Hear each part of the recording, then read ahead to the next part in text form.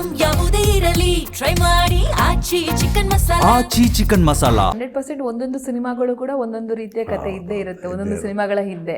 1981ರಲ್ಲಿ ಮೂರನೇ ಸಿನಿಮಾ ಮೂರು ದಾರಿಗಳು ಅಂತ ಹೇಳಿ, ಅದು ಹೇಗೆ ಸೃಷ್ಟಿ ಆಯಿತು ಅದ್ರ ಬಗ್ಗೆ ಮಾತಾಡೋದಾದ್ರೆ ಏನೆಲ್ಲ ನೆನಪಾಗುತ್ತೆ ಸರ್ ನಿಮಗೆ?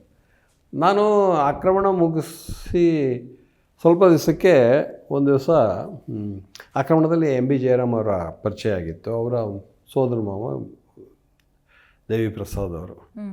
ದೇವಿ ಪ್ರಸಾದ್ ಅವರು ಒಂದು ದಿವಸ ಬಂದು ಒಂದು ಸಿನಿಮಾ ಮಾಡೋಣ ಅಂತಂದರು. ಆವಾಗ ಸುಮ್ಮನೆ ಒಂದು 2-3 ಪ್ರಪೋಸಲ್ ಯೋಚನೆ ಮಾಡ್ತಾಯಿದ್ದೆ. ಅದು ಯಾಕೋ ಎಲ್ಲರೂ ಮೂರು ದಾರಿಗಳನ್ನೇ ಸಜೆಸ್ಟ್ ಮಾಡಿದರು. ನನಗೆ ಚಿತ್ತಾಲರು ನನಗೆ ಭಾಳ ಇಷ್ಟವಾದ ಲೇಖಕರು.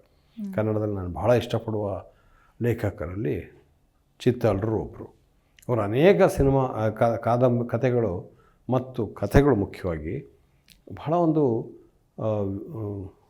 ನಮ್ಮ ಅನುಭವಕ್ಕೆ ಬಂದಂಥ ವಿಷಯಗಳನ್ನೇ ಬೇರೊಂದು ದಿಕ್ಕಿನಿಂದ ವ್ಯಾಖ್ಯಾನಿಸುವ ಒಂದು ಇದು ಅವರಲ್ಲಿದೆ. ಅದು ನನಗೆ ಬಹಳ ಅವರ ಗೋಜಲಾದ ಬರವಣಿಗೆ ಇರುತ್ತೆ. ಕರೆಕ್ಟ್, ಅವರು ವಾಕ್ಯ ರಚನೆ ಇದೆಲ್ಲ ಸ್ವಲ್ಪ ಗೋಜಲು ಕರೆಕ್ಟ್. ಆದರೆ ಅವರು ನೋಡುವ ಕ್ರಮ ಇದೆಯಲ್ಲ, ಒಂದು ವಸ್ತು ಮತ್ತು ಅದನ್ನು ವ್ಯಾಖ್ಯಾನಿಸುವ ಕ್ರಮ ಇದೆಯಲ್ಲ, ಬಹಳ ವಿಶಿಷ್ಟವಾದದ್ದು. ಹಾಗಾಗಿ ನನಗೆ ಬಹಳ ಇಷ್ಟ ಅವರು.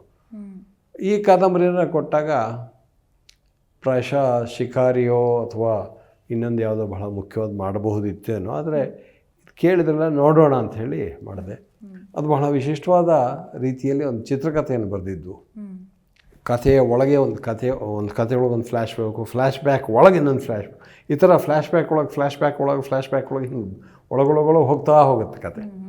ಆಮೇಲೆ ಅದು ಬಿಚ್ಕೋತಾ ಬರುತ್ತೆ. ತುಂಬ ಚೆನ್ನಾಗಿದೆ ವಿನ್ಯಾಸ ಅಂತ ಅನ್ನಿಸ್ತು. ಆದರೆ ನಮ್ಮ ದುರದೃಷ್ಟ ಆಗಿತ್ತು ಅಂದರೆ ಶೂಟಿಂಗ್ ಮಾಡೋಕ್ಕೆ ಬಂದರೆ ಸುಮಾರಷ್ಟೆಲ್ಲ ಫಾಗಾಗಿ ಹೋಗ್ಬಿಟ್ಟಿತ್ತು, ಉಪಯೋಗಿಸೋಕ್ಕೆ ಬರಲ್ಲ ಅಂತ ಹೇಳ್ಬಿಟ್ಟು. ಹಾಗಾಗಿ ಇರುವ ಮೆಟೀರಿಯಲಲ್ಲೇ ಸಿನಿಮಾ ಮಾಡಬೇಕಾಗಿ ಬಂತು. ಅದು ನನಗೆ ಅಷ್ಟೊಂದು ಖುಷಿ ಆಗಲಿಲ್ಲ. ಬಟ್ ಆ ಫಿಲ್ಮಿಗೂ ಅವಾರ್ಡ್ ಬಂತು. ನಮ್ಮ ಸುರೇಶ್ ಅರಸ್ ಅವರ ಮೊದಲ ಸಿನಿಮಾ ಅದು, ಅವರಿಗೆ ಬೆಸ್ಟ್ ಎಡಿಟಿಂಗ್ ಅವಾರ್ಡು ಬಂತು. ನನ್ನ ಛಾಯಾಗ್ರಾಹಕರಿಗೆ ರಾಷ್ಟ್ರ ಪ್ರಶಸ್ತಿ ಬಂತು, ರಾಜ್ಯ ಪ್ರಶಸ್ತಿ ಬಂತು, ಶ್ರೇಷ್ಠ ಛಾಯಾಗ್ರಹಣ ಅಂತ.